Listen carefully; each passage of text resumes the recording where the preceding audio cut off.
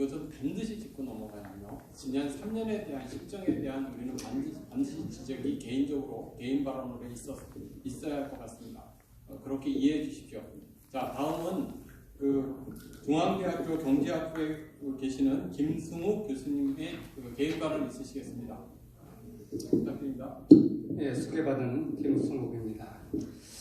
저는 경제학자로서 문재인 정부의 경제 파탄에 대해서 이야기하도록 하겠습니다. 문재인 정부의 경제정책 실패가 코로나19 사태로 인해서 가리워지고 있습니다.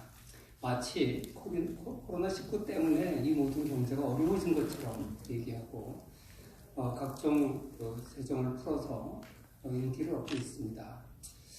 사실 빨리 이 바이러스 사태로부터 이제 회복을 해야 되는데 이렇게 돈 풀어서 해결될 것이 아니라고 생각합니다. 문재인 정부가 경제 정책을 어떤 면에서 실패했는지 정확하게 직시하고 그 정책을 전환해야 회복을 할 수 있다고 생각을 합니다. 그런 면에서 문재인 정부의 경제 정책 실패를 몇 가지로 요약하겠습니다. 첫째는 경제 성장 목표를 달성하는 데 실패했습니다. 지난해 실질 GDP 증가율은 2.0%였는데 이건 정부의 연초의 목표치인 2.6%나 전 세계 평균 3%에 크게 못 미치는 수치입니다. 그리고 OECD 36개국 중에 34위에 불과하고 57년 만에 일본한테도 뒤처진 수치입니다. 그리고 이 2% 성장이라는 것도 억지로 달성하는 겁니다. 작년 연말에 추운 날씨에도 불구하고 공원을 만들고 거기다가 나무를 심고, 나무는 5월달에 심어야 되는데 11월에 나무를 심고, 그래서 4분기에 사회 간접 자본에 79조 원을 투입해서 이 성장률을 2%로 겨우 끌어올린 겁니다. 한국은행이 발표한 자료에 의하면 4분기에 건설업이 5.6% 성장했다 그러는데 이렇게 건설 경기로 끌어올리는 것이죠.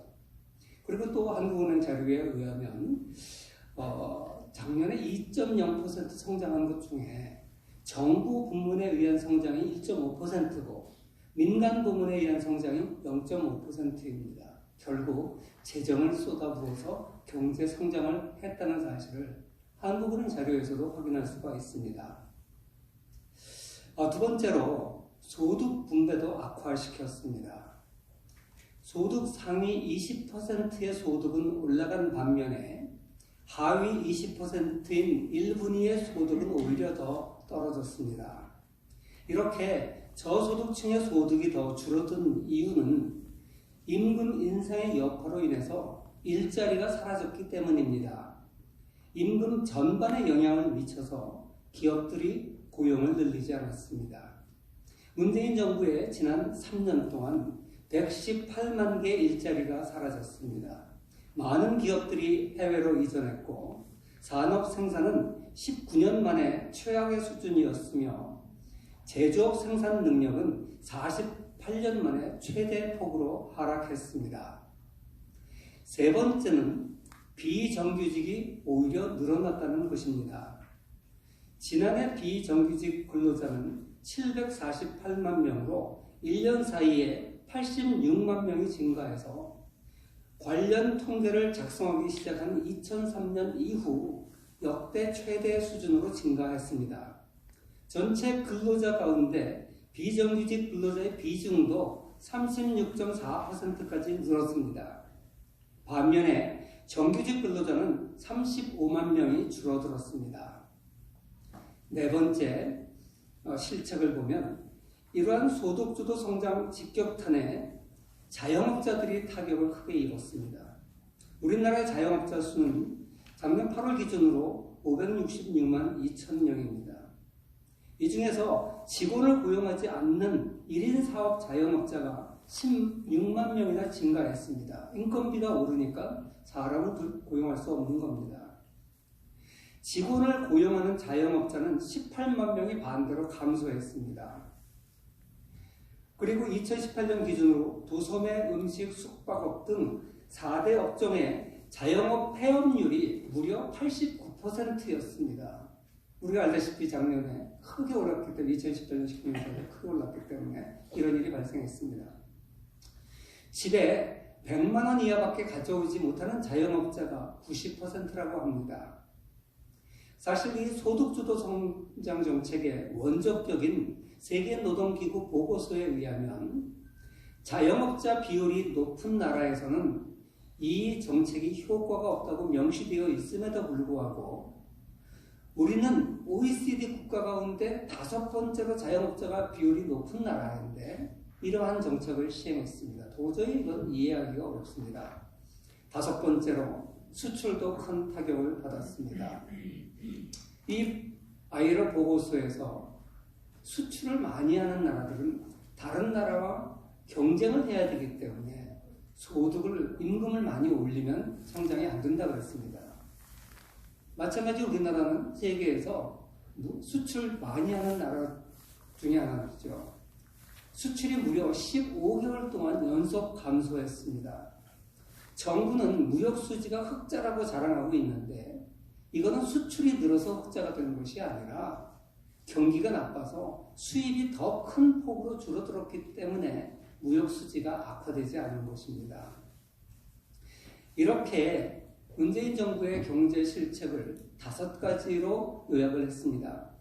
이러한 결과에도 불구하고 문재인 정부는 반성을 하지 않습니다. 오히려 자화자찬을 합니다. 정부는 지난 2월에 취업자가 40만이 늘어서 고용률이 66%로 역대 최고라고 자랑했습니다. 그런데 이걸 잘 들여다보면 대부분 고령자들의 알바 같은 일시적 일자리입니다. 2월 취업자 중에 60세 이상 일용직 일자리가 57만 명이었습니다. 이 숫자를 빼면 실질적으로 8만 명이 감소한 겁니다. 20대 취업자는 2만 5천 명 감소했고 40대 취업자는 10만 4천 명 감소했습니다.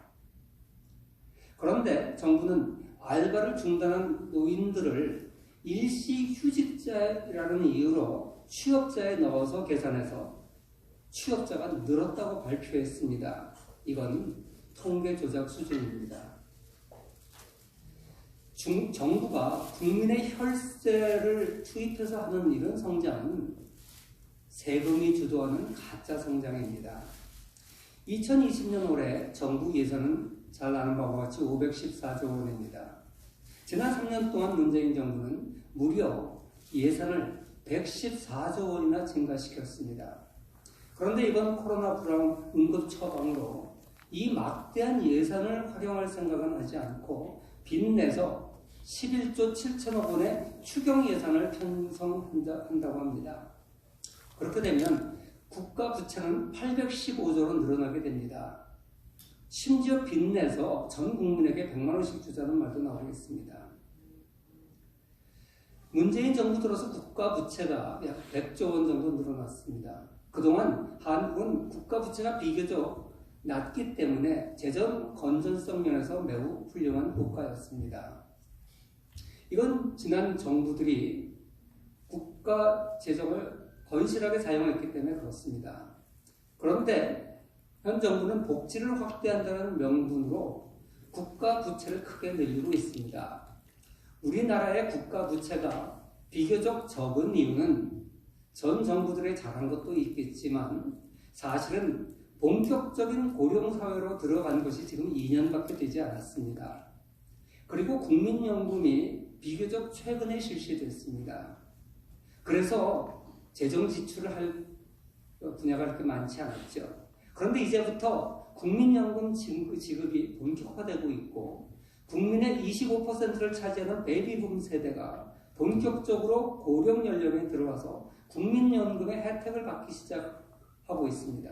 이렇게 되면 국가 지출, 정부 지출은 걷잡을 수 없이 커질 수밖에 없습니다. 실질적으로 우리나라가 가장 빠르게 국가 부채가 증가하는 나라입니다. 이렇게 공무원을 늘리거나 빚을 늘려서 문제를 해결하는 방식은 미래 세대의 그 책임을 전가하는 무책임한 정책입니다. 마지막으로 그러면 어떻게 해야 할 것인가? 여기에 대해서 3가지를 건의하도록 하겠습니다. 첫째는 실패를 인정하고 정책 기조를 바꾸어야 합니다. 현 정부가 주장하는 저소득 계층의 소득을 올려준다든지 일과 여가가 균형을 잡아서 사람답게 살게 한다든지 비정규직을 없애고 소득 분배를 개선한다든지 이건 모두 매우 바람직한 목표입니다. 그러나 아무리 목표가 좋아도 그 목표를 달성하지 못하면 실패한 정책입니다. 축구 게임에서 이기려고 하는 의도가 아무리 강해도 지면 진 겁니다. 솔직히 실패를 인정하고 정책에 대해 전환을 가져와야 됩니다. 그런데 문재인 정부는 이걸 인정하지 않고 초기에는 성과가 나타날 때까지 기다려달라 그랬습니다. 계속 성과가 나오지 않으니까 이제는 사과하기는커녕 포용적 성장이라는 또 다른 미사 여구를 사용해서 슬쩍 넘어갔습니다.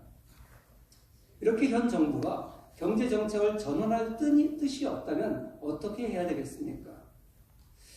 두 번째는 관점을 바꾸어야 한다고 생각합니다.